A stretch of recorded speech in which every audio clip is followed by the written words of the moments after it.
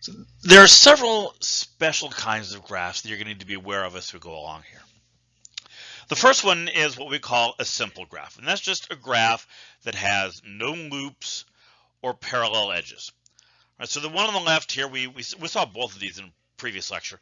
The one on the left is absolutely not a simple graph. Right? First, it has two loops, E1 and E6, and it has a pair of parallel edges, E2 and E3. So this one is a long way from being what we would call simple. Now the one on the right is, right? It's a little twisty, right? But if you look closely, you'll see that there are certainly no loops in there. Those are usually pretty easy to spot, but there are also no parallel edges. So that one does qualify as what we're going to call simple. The second kind of graph is what's called a complete graph on n vertices. There's a little symbol that we use for that. It'll be K sub n.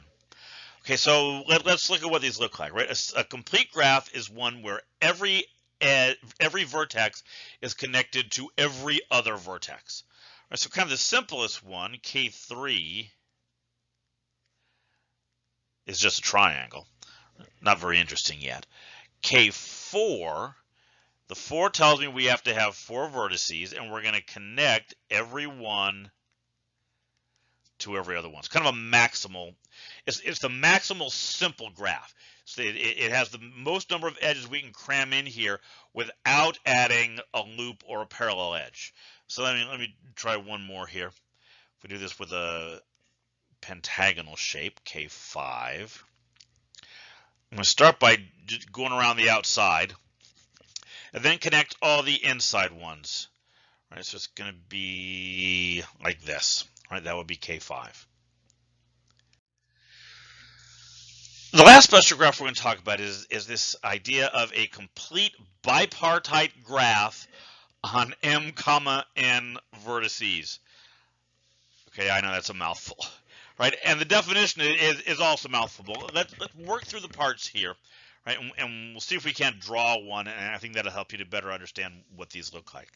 So we have two distinct vertex sets. We're going to call one V and one W. Right, so I'm going to have, let's put the V's over here.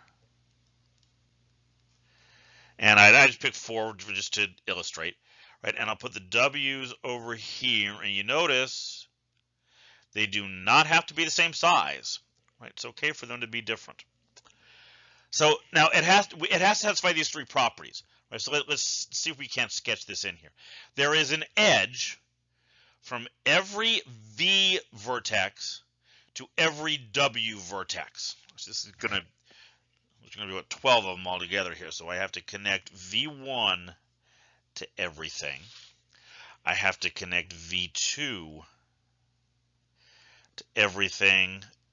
I'm going to do V3 and V4. All right, that's criterion 1.